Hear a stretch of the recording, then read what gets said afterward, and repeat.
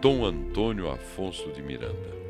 Nasceu em Cipotânea, Minas Gerais, em 14 de abril de 1920.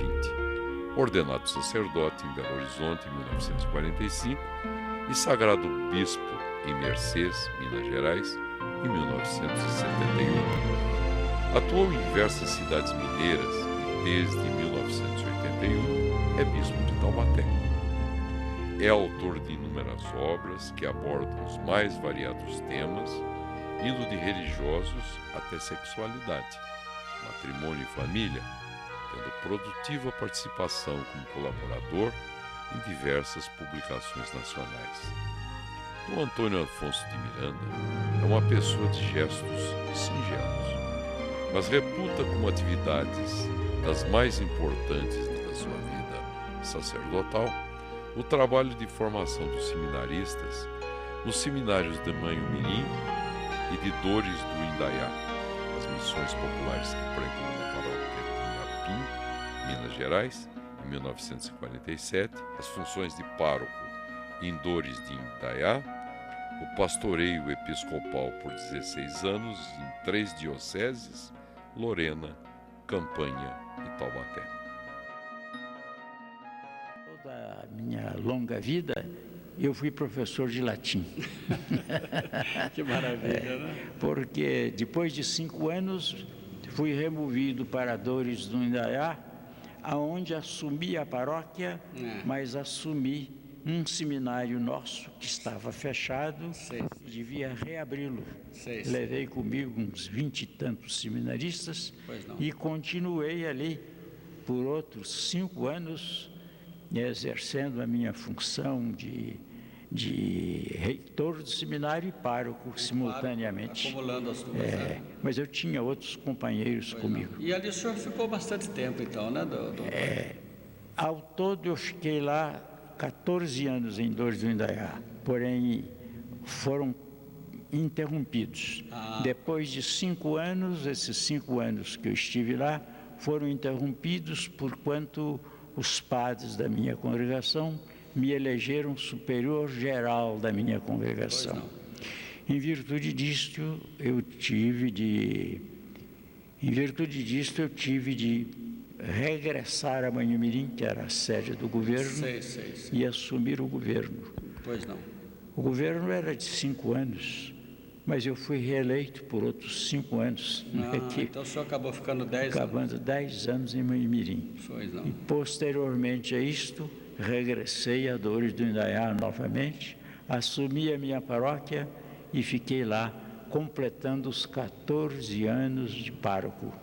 Foi quando o Santo Padre Paulo VI me nomeou bispo de Lorena.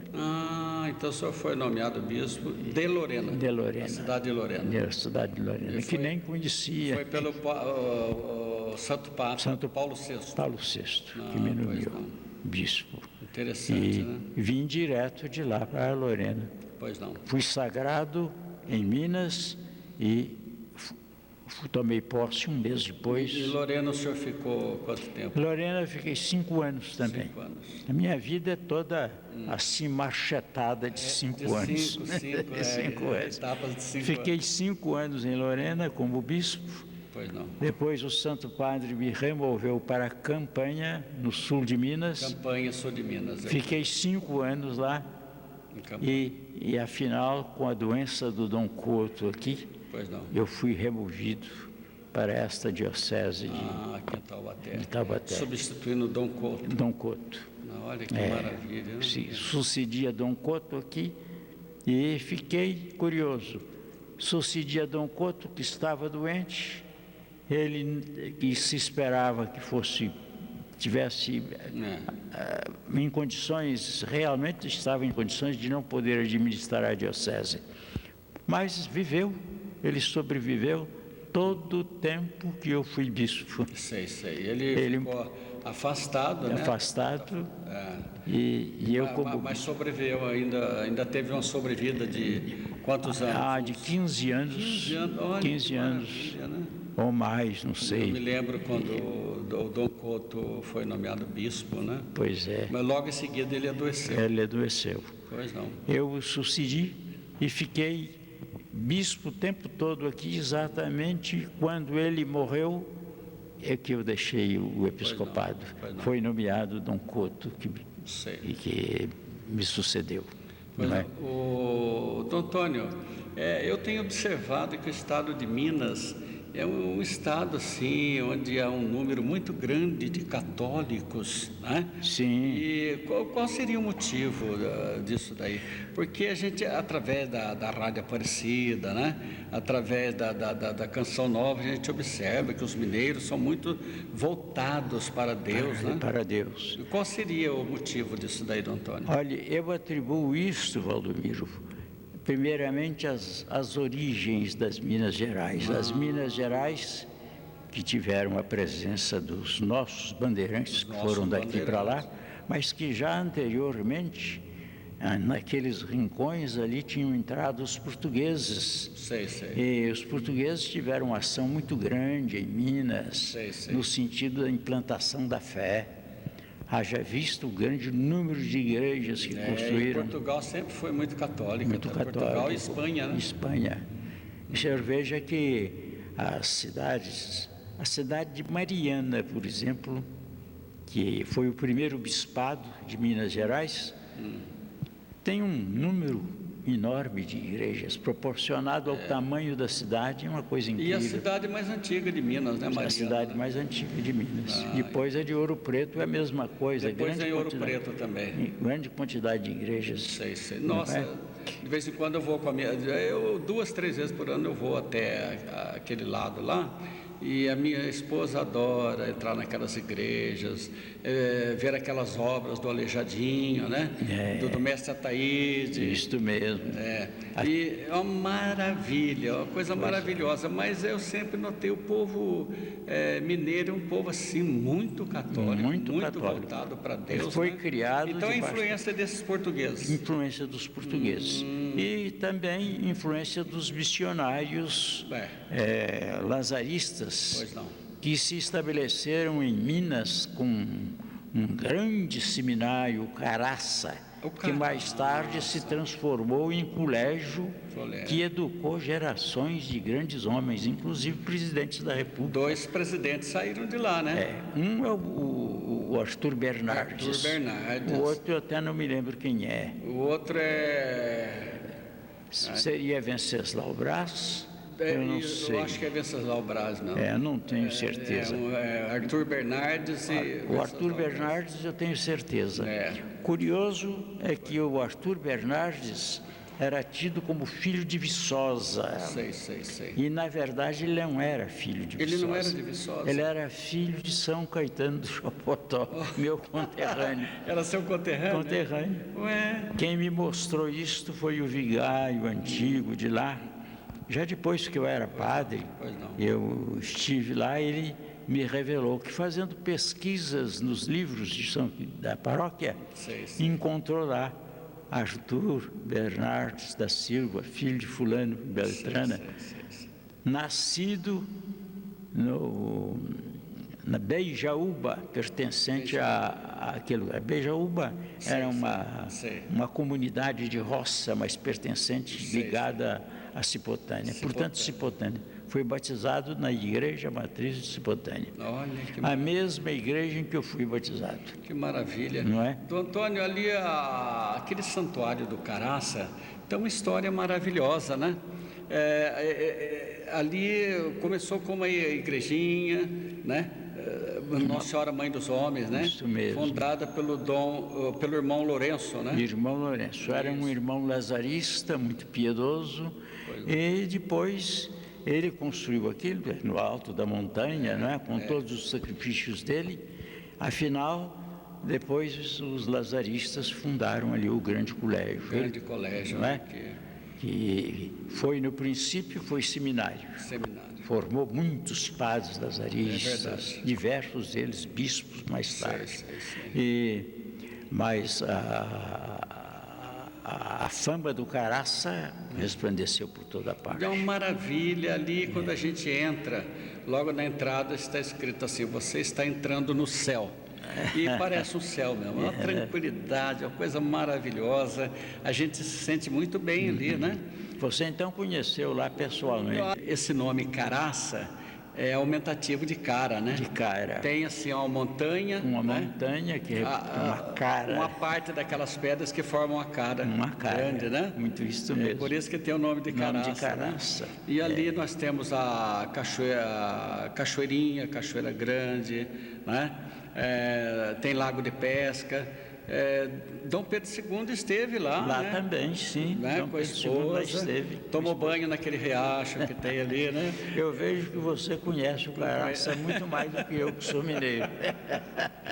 Porque eu, de fato, nunca fui ao Caraça. O senhor nunca chegou aí lá? Nunca cheguei lá. Ô, Antônio, nós precisamos fazer uma excursão para lá, levar os nossos irmãos da academia para lá. O que é que o senhor acha? Quem sabe? Boa ideia. É uma maravilha. Espetacular, né? Ideia. Falar com a nossa presidente lá, né? Levar esse pessoal para conhecer, porque aquilo ali merece ser conhecido pelo Brasil todinho. Isso mesmo. E é berço da cultura, pode-se dizer. Berço da cultura, a biblioteca que tinha lá, inclusive pegou fogo uma certa época. Isso mesmo. Mas a maior parte do acervo foi salva, né? O Santuário do Caraça fica bem no centro do estado de Minas. Isso mesmo.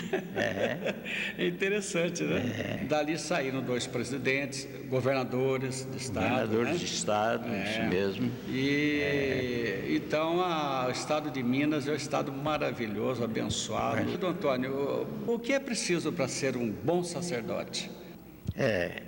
A primeira qualidade do sacerdote, que ele herda, a meu ver, dos próprios pais, e nisso eu devo muito a meu pai, é realmente a fidelidade à igreja. A fidelidade à igreja, a frequência à missa dominical, as orações cotidianas. E depois, meu pai, por exemplo, falava muito para nós, meninos pequenos, dos velhos missionários que ele conheceu, do padre que foi, que eles chamavam padrinho-padre.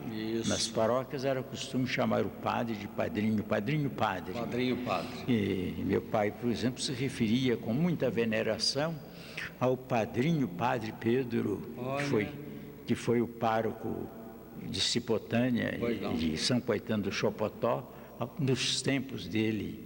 E ele frequentava sempre a casa desse padre. E ele contava para nós as histórias de Dom Silvério. Nós falamos sobre o desenvolvimento do catolicismo em Minas Gerais e falamos dos missionários lazaristas, mas teve uma influência fantástica o grande arcebispo Dom Silvério Gomes Pimenta, que foi, aliás, membro da Academia Brasileira de Letras, mais tarde um homem cultíssimo, e era de raça negra. De raça negra. Interessante, né? Há um episódio interessante que quando foi no primeiro concílio do Vaticano, ele foi a Roma e a certa altura ele pediu a palavra para falar na aula do concílio, na grande sala do concílio. E um bispo que estava ao lado dele ficou admirado, assim, com um certo preconceito contra a raça negra. Na hora que o arcebispo caminhou para a tribuna para falar, ele disse: Níger é um negro, Níger. Mas o arcebispo começou a falar num latim escorreito, com uma pronúncia e com uma eloquência extraordinária, que impressionou a todos. Que impressionou toda a aula conciliar, que ficou de queixo caído, como se diz, diante de um homem de raça negra que tinha vindo do Brasil. Naquele tempo também estive em São João del Rei e fui pregar uma novena de Nossa Senhora do Pilar, que é uma das novenas mais famosas de Minas Gerais. Ora, eu fiquei encantado de ver o coral que Nossa, que tem na coral Capela de Nossa Senhora. E tudo em latim.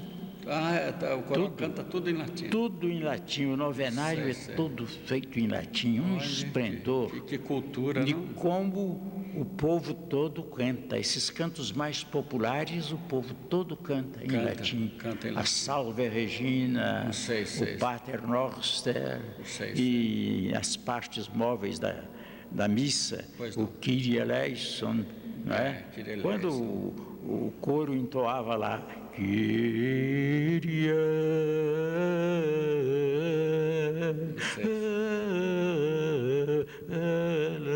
eleison, o povo todo acompanhava com aquela vibração. Coisa muito bonita. Essa é a música Gregoriana. Gregoriana. A música Cantada nas gregoriana, esse igrejas. estilo que o senhor está cantando, né?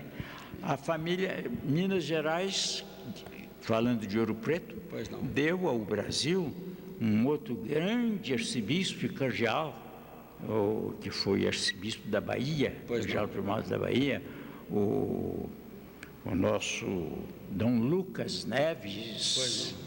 Dom Lucas Neves, filho de São João del Rei, a família dele é toda de músicos. Pois não. Um irmão dele é formado como maestro Pois não. na França. Sei.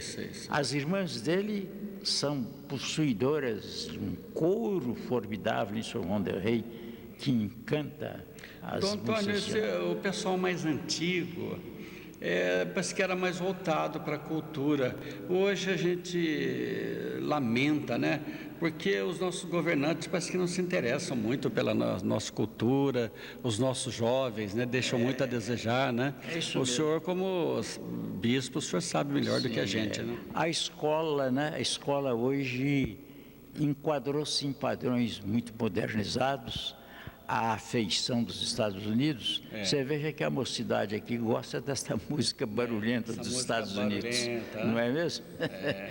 E no nosso tempo eram as nossas cantigas populares, que maravilha, bonitas. Vejam que as meninas naqueles tempos, meus tempos de criança na minha terra, em São Caetano do Chopotó, num grande largo que tem, a diversão das meninas, por exemplo, à noitinha, debaixo de umas árvores que havia de magnólia, com perfume extraordinário, elas ali cantavam aqueles cânticos de roda, né? Aqueles cânticos bonitos, não é mesmo?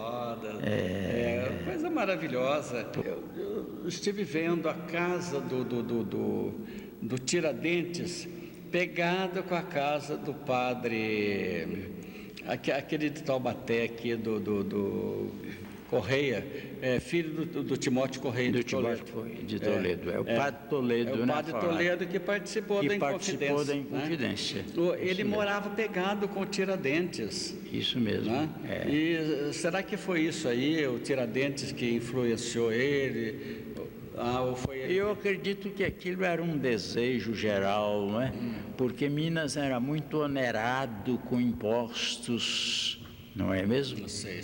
Por causa dos minérios. Pois é, Dom Antônio, isso aí é um outro lado também, né? A história nos conta que houve aquele movimento, mas assim, pelo sentimento patriótico, mas eu acho que o problema ali era os impostos, né? Sim, eram os impostos. É isso aí que mais levou. O movimento era patriótico, queriam a independência exatamente para poder preservar as riquezas de Minas Gerais, porque grande parte do nosso ouro foi para Portugal. Foi para Portugal. Isso é inegável.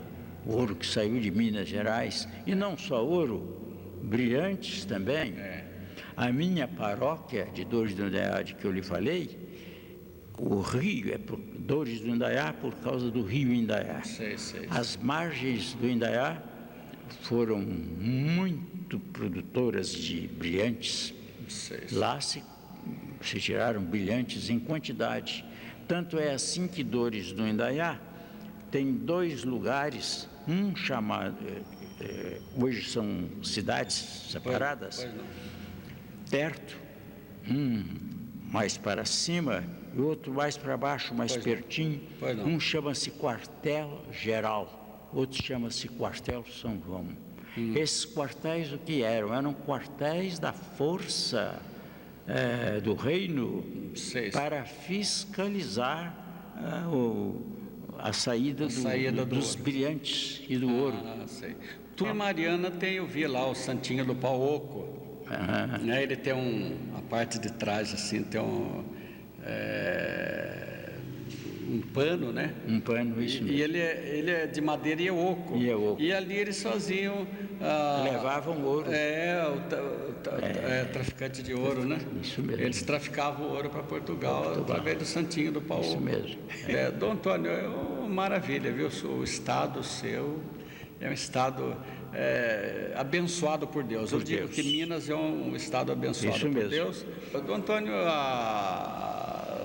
a sua entrada para a Academia Taubatiana de Letras, como é que surgiu o convite para o senhor entrar? Foi através de quem? Foi a professora Mércia, que era uma das idealistas, fundadoras, né? Fundadora, né? Ela que insistiu comigo que eu me candidatasse para a Academia Brasileira de Letras.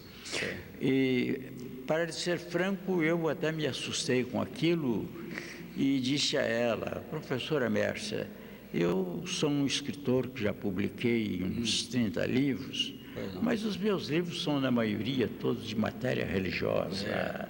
Então, não se pode dizer que são assim obras propriamente literárias. São escritos em boa linguagem, mas não posso dizer que seja uma obra de romance, não é? Então, ela me disse: não, mas o senhor, eu faço questão que o senhor se candidate, exatamente porque o senhor é um jornalista, o senhor já publicou uns 30 livros, como o senhor está dizendo, mesmo esses livros sendo de matéria religiosa, o senhor nos mande esses livros, porque eles serão examinados por elementos da Academia Paulista de Letras. Eles é que vão fazer o julgamento. Então, o senhor entrou na primeira turma? Entrei na primeira turma. Sei. Então, fornecia a eles os primeiros livros que eu escrevi. Não é? O primeiro livro que eu escrevi, eu era ainda jovem padre, com 27 anos, escrevi a vida do fundador da minha congregação. Padre Júlio Maria, Sua Vida e Sua Missão, que é uma obra... Padre Júlio Maria, porque no Caraça tem um Padre Júlio lá que foi muito famoso também. Lá também tem um, mas esse Padre Júlio é outro. É um flamengo que veio para o Brasil. E no Brasil ele se naturalizou brasileiro. Ele foi missionário primeiro no Amazonas e depois quis fundar uma congregação e foi para Minas. Bom, outra coisa, o patrono do senhor... É Dom Epaminondas. Dom Epaminondas. O primeiro bispo daqui. É o patrono. E o número da sua cadeira? Vamos dizer para os Número 11. Número 11. A minha cadeira é a cadeira número 11, cujo patrono é Dom Epaminondas. Dom Epaminondas. Da Ávila e Silva, que... sei. Eu mesmo escolhi essa cadeira, né? O senhor escolheu. Porque falei, se eu vou escolher um patrono, é bom que seja o Dom Epaminondas. Mas olha, foi a escolha mais certa, não é mesmo? Porque ninguém afinal melhor eu sucedi, não é? Ninguém melhor do que o senhor para escolher esse patrono, né? É isso mesmo. E vamos falar um pouquinho sobre o Dom Epaminondas, que tem muita gente que ouve falar do Epaminondas, as praças do Epaminondas, mas não sabe quase nada. Dom Epaminondas é da cepa mineira também. É mineira também? É mineiro também. É o que eu estou falando. Ele é um dos grandes bispos que Minas Gerais produziu muitos bispos. O Dom Epaminondas é filho do Cerro, perto de Diamantina. Diamantina, que era chamado Cerro do Príncipe. Não sei se porque o príncipe passou por lá e chamava-se Cerro do Príncipe. E menino, também criado em família muito piedosa. E entrou para o seminário de Diamantina, Sei. Junto com com 2 outros irmãos, eram 3. Pois não. Só ele perseverou e foi padre. E curioso que foi depois pároco do Cerro, e só ficou no Cerro. Foi vigário lá, acho que 16 anos. Olha. E pelos seus méritos, o arcebispo de Diamantina o promoveu poucos anos depois a cônego, e ele foi um dos conselheiros do arcebispo e foi escolhido para primeiro bispo de Taubaté. Nós temos tido aqui excelentes bispos, né? O Dom Francisco Borges do Amaral. Francisco Borges do Amaral era campinense. Ele era campinense. Mas eu e o Dom Couto também somos mineiros. E o Dom Couto era da cidade de Formiga, não é mesmo? Isso aí é interessante, né? Dom Antônio, vamos dizer os títulos, alguns títulos de livros que o senhor já escreveu, né? As obras são mais de caráter religioso, são de caráter religioso. Vamos citar apenas alguns títulos, para lembrar tudo. O primeiro dos meus livros foi a vida do meu fundador da minha congregação. Pois não. Padre Júlio Maria, Sua Vida e Sua Missão. Júlio Maria. É um volume grande, só se fizeram 2 edições desse livro. Agora estou com a esperança de conseguir o patrocínio para uma 3ª edição. Que já me foi prometida, já está na mão mas se Deus quiser vai sair do logo. digitador. E espero que ela seja publicada. Esse foi o primeiro livro. Depois eu publiquei um 2º livro, logo depois, que foi resultado de pesquisas minhas, quando seminarista ainda, sobre a maçonaria. O segredo da maçonaria. O senhor escreveu sobre a maçonaria. O segredo da maçonaria, as origens dela, etc. Um livro que eu mesmo não tenho coragem mais de republicar, porque... Ela tem origem em Portugal? A maçonaria? Não, ela teve origem, foi em vários países do mundo, mas foi mais na França, né? Mais na França, né? Foram os franc-maçons. Maçons eram construtores, não é? Um tipo de sindicato que depois se transformou numa associação de grande influência. Mas a história é muito tumultuada no mundo inteiro. Segundo a nossa história, a maçonaria teve participação ativa, né? Na independência do Brasil, né? E na República, sobretudo na proclamação da República, participou, não é mesmo?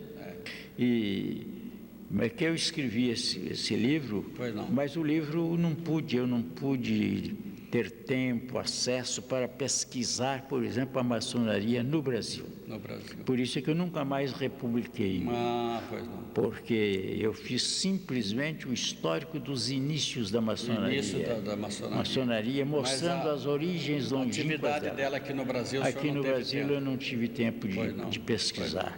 Então o livro ficou, por isso mesmo, imperfeito. Né? Depois eu publiquei um livro sobre Nossa Senhora, intitulado Nossa Senhora das Graças. Também saiu em 2 edições. E a 3ª já eu não fiz mais, porque veio o Concílio Vaticano II e a doutrina teológica sobre Nossa Senhora, no Concílio Vaticano II, tomou um outro aspecto novo que era preciso ser enfocado. Eu pretendo reformular esse livro ainda com os enfoques do Concílio Vaticano II, porque é um livro teológico sobre Nossa Senhora. Depois eu publiquei um livro intitulado Gênesis, Romances das Origens, em que eu explico as dificuldades existentes no começo da leitura da Bíblia, para quem vai ler a Bíblia. Aqueles capítulos são muito difíceis de entender. Suscitam diversas perguntas. Eu dou as perguntas, dou as respostas devidas a essas perguntas para o povo, esclareço nesse livro, Gênesis, Romance das Origens, que estou preparando agora para uma 2ª edição também. E além desse livro, Eu tenho diversos outros livros que eu escrevi aqui mesmo em Taubaté, que foram publicados lá na editora Santuário. São livros sobre os sacramentos. Eu tenho 5 livros sobre os mandamentos e 8 livros sobre os sacramentos. Os sacramentos da igreja são 7. Eu fiz 8. De introdução geral, o que é sacramento. Depois os outros, o que é cada um dos sacramentos. O que é o batismo, o que é a crisma, o que é o matrimônio, o que é a Eucaristia, o que é... E são livros que, graças a Deus, estão com um esplendor de edições. Pois não. O livro sobre a crisma, por exemplo, já tem 41 edições. Olha, 41 edições. 41 edições. O livro sobre o batismo, que é um livrinho pequeno, já conta com 43 edições. Então, são livros que têm uma grande saída, não é? Pois não. Esses livros eu escrevi quando estava aqui. Folhetos pequeninos. De doutrinação popular. Muito importantes, né? Muito importantes. E quem lê gosta e diz que são livros que clareiam a doutrina religiosa, né? Pois não. Eu tenho outros livros ainda. Fiz um livro, por exemplo, sobre renovação carismática. Logo que a renovação carismática apareceu, fiz um livro sobre a renovação carismática. Também é editado pela editora. E tenho um outro livro que eu publiquei mais recentemente, também sobre o meu fundador. Agora, não a história dele, mas analisando a influência que ele teve dentro da igreja como missionário. Intitula-se Padre Júlio Maria, Testemunho de uma Nova Igreja. Dom Antônio, outros livros, por favor. Olha, eu mesmo não me lembro os nomes deles agora. Pois não. Eu tenho livros todos de conteúdo religioso. Agora, depois que eu estou na academia, voltei ao meu veio poético. Talvez, futuramente, eu publique um livro de sonetos. A princípio, me convidaram para trovador, andei fazendo umas trovas, elas tiveram certa aceitação. Abriram-se uns concursos por aí em diversos lugares de poesia. O senhor tem participado? E eu tenho participado desses concursos e, graças a Deus, com êxito. Tem sido premiado, né? Tem sido premiado. Ainda agora, o concurso realizado este ano para os melhores sonetos da Academia Jacariense de Letras, eu recebi comunicado, até devia ir lá, e não posso ir porque viajo amanhã. No dia 15 vão fazer entrega de prêmios e o livro, vão publicar depois um livro, os melhores sonetos. E os meus 3 sonetos com que eu concorri vão fazer parte desse livro. Foram premiados e vão fazer parte desse livro, da coleção. Olha que maravilha. Eu fiz 3 sonetos. Um soneto intitulado O Meu Totó. A história de um cachorrinho. E um outro livro um outro soneto intitula-se A Fome. E um terceiro livro denomina-se Aborto. Nesse eu fantasio, nesse soneto, a história de uma mulher que, tendo ido ao médico, o médico constatou que ela estava grávida. E então ele disse: olhe, parabéns, a senhora vai ser mãe. E deu-lhe um buquê de flores. E ela ficou horrorizada, não queria saber mais de um filho, já tinha de um filho, não queria saber mais e ficou muito nervosa e exclamou: isto é um estorvo, eu esmagarei este estorvo, eu vou abortar desse filho. Mas depois ela se lembrou que tinha um outro filho, que tinha o marido de que ela muito gostava.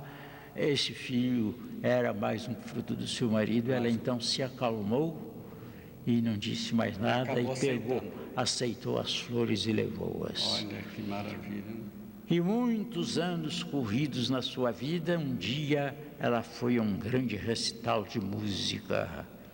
E quando os aplausos aplaudiram a maestrina, que era sua filha, que tinha nascido e que ela quis abortar. Ela então desfez-se em pranto e disse: se eu fizesse um aborto, teria matado a maestra. Olha, tá vendo só? O soneto termina assim. Que maravilha. Então, o soneto saiu Merece. o soneto saiu realmente muito bonito. Merece ser pelo publicado fecho dele, nessa não é? coletânea. Olha, o senhor está de parabéns. Pois é. Doutor Antônio, outra coisa, o senhor chegou a fazer faculdade de Direito?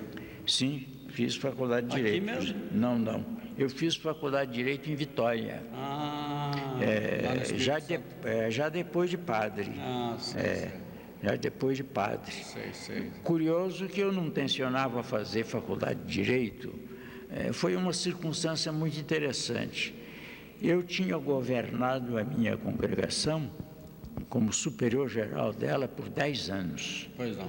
E governei ainda muito jovem. Eu tinha 32 anos quando fui eleito superior geral da minha congregação. Foi preciso uma licença especial do Papa. E ao terminar o mandato de 10 anos, do segundo mandato, não podia mais ser reeleito.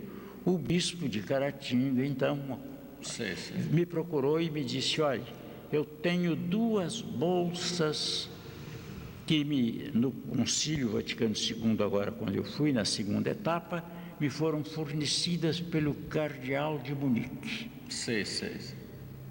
Bolsa para o senhor. Então eu vou dar uma para o senhor fazer teologia em Munique e doutorar-se em teologia. Olha. O senhor não terá despesa nenhuma, o senhor vai comigo para Roma, na terceira etapa do concílio, como meu secretário. E lá eu o entrego ao Cardeal de Munique, e ele já me disse que aí por diante as despesas são por conta da Diocese de Munique, na Alemanha. Então eu já conhecia um pouco de alemão, refiz meu curso de alemão, todo entusiasmado para ir. E se eu tivesse ido, seria aluno desse grande Papa de hoje, que era o Cardeal Ratzinger, que era naquele tempo o professor Ratzinger, professor em Munique.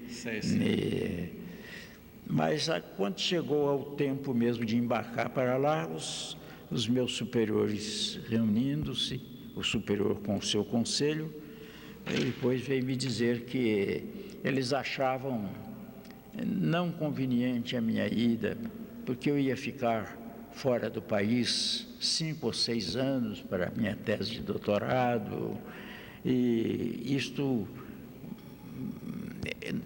fazia falta, porque os padres da congregação eram poucos, e eu tinha sido superior, estava ao par dos problemas. Vocês acharam que a sua presença aqui era mais importante? Que era importante. E eles disseram: olha, como a congregação necessita de um advogado, nós abrimos para o senhor a oportunidade de fazer o curso de Direito, estava em Manhimirim, o senhor faz aqui na Faculdade de Vitória, que é tão perto.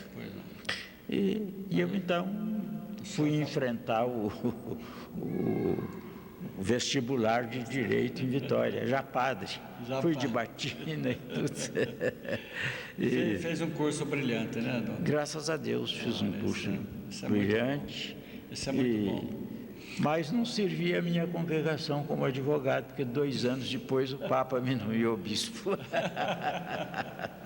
Doutor Antônio, outra coisa, como é que o senhor se sente ali na Academia Taubatiana de Letras? Que ali parece uma família, né? Sim. É um ambiente muito bom. É um ambiente muito agradável, muito bom. E se nós temos acadêmicos que faltam muito, não é? Por diversos deveres, são professores universitários, outros têm suas funções. Há alguns que são constantes. São constantes. Você sabe disso porque você é um deles e que está ali. Estamos sempre presentes. Nós estamos sempre presentes. E a academia tem realizado muita coisa. Tem. Não é? Tanto no primeiro governo da professora Mércia, como no governo da Tereza. Doutora Tereza da Conceição. Da Conceição, realmente realizamos sessões brilhantes. Maravilha, né? Sarauza. Dom Antônio, nós já falamos dos seus livros, já falamos da sua vida, né? Sacerdotal, da sua carreira maravilhosa, né? E graças a Deus. Tem alguma coisa que eu não perguntei que o senhor quer falar ainda? Olha, eu acho que já falei tanto que é capaz de eles dizerem, ele quer se mostrar. Não, nada disso. Nós, a TV Cidade faz questão, esse é um dos motivos, de mostrar os nossos acadêmicos, né? Isso bem. Para a nossa população, para todos os nossos telespectadores, né? E o senhor é uma pessoa muito importante da nossa academia, né? Muito obrigado. É um membro assim, muito atuante, que gosta da academia, né? Gosto das letras. Tem feito tudo por ela, né? Pois é. Doutor, então eu gostaria, nesse final de entrevista, que o senhor dirigisse aqui uma mensagem, mesmo porque nós estamos no final do ano, né? Dirigisse uma mensagem a todo o público telespectador. A todo o público telespectador na TV Cidade. Não é isso mesmo? Agora, no fim de ano, não é?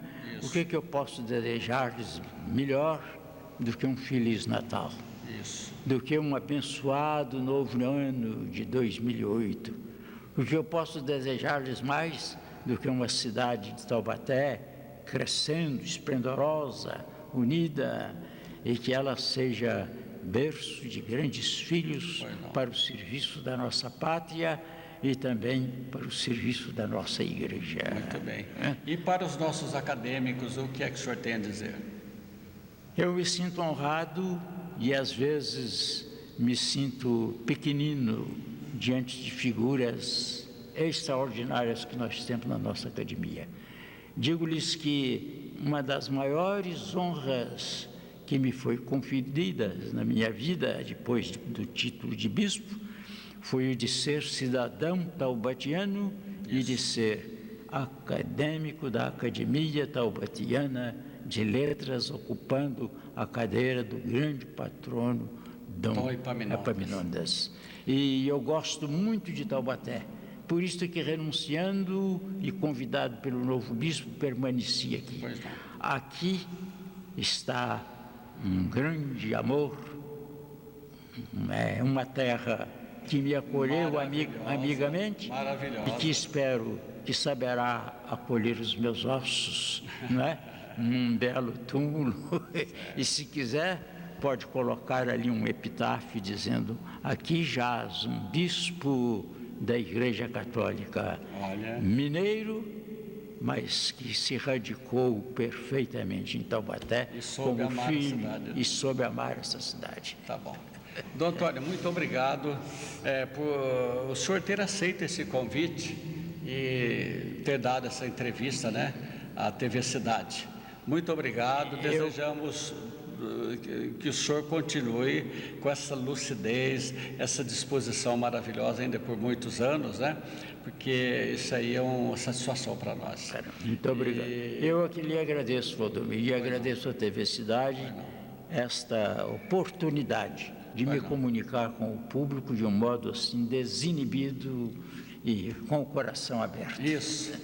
E por aqui nós vamos encerrando mais esta entrevista, que hoje trouxe mais um importante membro da Academia Taubatiana de Letras, Dom Antônio Afonso de Miranda, titular da cadeira número 11, cujo patrono é Dom Epaminondas, tá?